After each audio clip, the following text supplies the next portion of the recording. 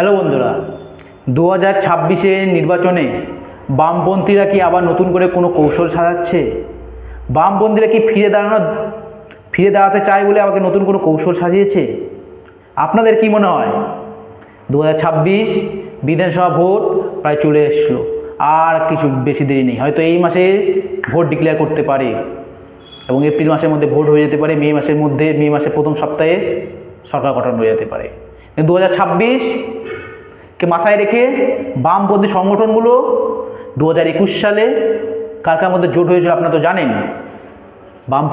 বামফ্রন্ট, কংগ্রেস, আইএসএফ এদের সাথে জোট হয়েছিল। কিন্তু 2021 পার হয়ে গেছে, 2026 আবার নতুন করে বামফ্রন্টকে তাদের দল গোছাতে হচ্ছে। বামফ্রন্ট 2026-এ জোট করেছে, প্রায় জোট শেষের দিকে আইএসএফের সাথে বামপন্থী সংগঠনগুলোর হয়তো আর দু একটা মিটিং হলেও জোট শেষ হয়ে যাবে। তবে কি রাজনৈতিক কৌশল নিয়েছে বামপন্থীরা, আপনাদের কি মনে হয়? দেখেছেন তো যেভাবে নতুন সারির নেতৃত্বকে বামপন্থীরা সামনে এগিয়ে দিয়েছে, বিশেষ করে মীনাক্ষী, শতরূপদা, দীপশিতা ধর, ঐশী ঘোষ, আরও বিভিন্ন সায়নদা, আরও বিভিন্ন নেতৃত্বদের, এবং তাদের সাথে আছেন আমাদের পুরনো কর্মীরাই। এই যে নতুন এবং পুরনো কর্মী, এই দুইজনকে একসাথে জোটবদ্ধ হয়ে 2026-এ নির্বাচন লড়তে চলেছে বামপন্থীরা দেখিয়েছে কি করে নতুনদেরকে সামনে এগোতে হয়।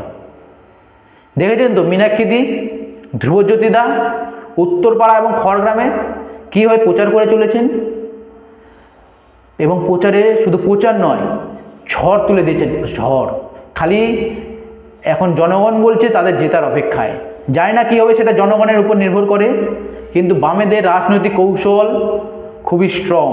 2026 যে কোনো মুহূর্তে বা যে কোনোভাবে বামপন্থীকে শূন্যের গণ্ডি কাটাতেই হবে।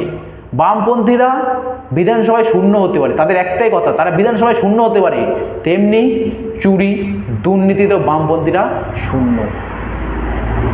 দেখতেই পাচ্ছেন চারিদিকে কি অবস্থা রাজ্যে, দেশে। সেই দিকে তাকিয়ে বামপন্থীরা এবার একটা শক্তিশালী সংগঠন তৈরি করেছে। 2026-এর ভোটে বামপন্থীরা ঝাঁপিয়ে পড়েছে। শুধু ভোটে না, দেখেছেন তো যাদের নাম বাদ পড়েছে তাদের হয়ে সারা রাত্রিব্যাপী বামপন্থীরাই সিও দপ্তর ঘেরাও করে রেখেছিল। মনে পড়ছে মীনাক্ষীদির সেই বক্তৃতা, আপনাদের মোহাম্মদ সেলিম সাহেবের সেই বক্তৃতা, কত এক মিটিংয়ে কত লক্ষ লক্ষ লোক সেই সিও দপ্তরে গিয়েছিল। আপনারা দেখবেন বিশেষ করে মালদা মুর্শিদাবাদে যেভাবে বামপন্থীরা তাদের সংগঠনটাকে মজবুত করেছে, শক্তিশালী করেছে। মালদা মুর্শিদাবাদে জনগণ বলছে খালি ভোট আসতে দিন, ভোটের বাক্সে পড়বে তার ফল।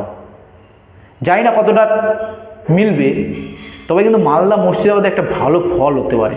শুধু মালদা মুর্শিদাবাদ না, বিভিন্ন জেলায় বিভিন্ন বুথে যেভাবে প্রচার করে চলেছেন দেখতে পেয়েছেন তো।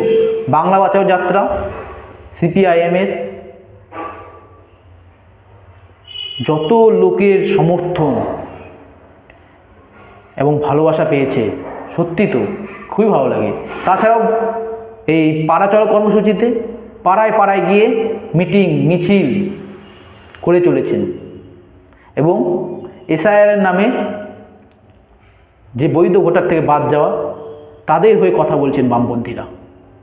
এটাই তো রাজনীতি। রাজনীতিতে অনেক মত পার্থক্য থাকতেই পারে, কিন্তু সবার আগে ভোটাধিকার বাঁচানোর লক্ষ্যে বামপন্থীরা ঝাঁপিয়ে পড়েছে। ওয়াকফ সম্পত্তি বাঁচানোর লক্ষ্যে বামপন্থীরা এগিয়েছিলেন। এ থেকে বোঝা যায় 2026 বামপন্থীরা কতটা শক্তিশালী সংগঠন হতে চলেছে। এখন শুধু ভোটের অপেক্ষায়, এবং জনগণ কি বলছে সেটা ভোট বাক্সে ফল দেখা যাবে মে মাসের মধ্যেই। জানি না কতটা সিট পেতে পারে, তবে এবার মানুষ বলছে যে বামপন্থী আর শূন্য থাকবে না। শূন্যর গণ্ডি কাটিয়ে একটা নতুন চমক দিতে পারে বামপন্থীরা। যদি ভিডিওটি ভালো লেগে থাকে বন্ধুরা, অবশ্যই একটা লাইক করবেন, শেয়ার করবেন, সাবস্ক্রাইব করবেন। আপনাদের একটা লাইক আমাদেরকে মোটিভেশন করে নেক্সট ভিডিও বানানোর জন্য। তো ভালো থাকবেন বন্ধুরা, দেখা হচ্ছে নেক্সট ভিডিওতে।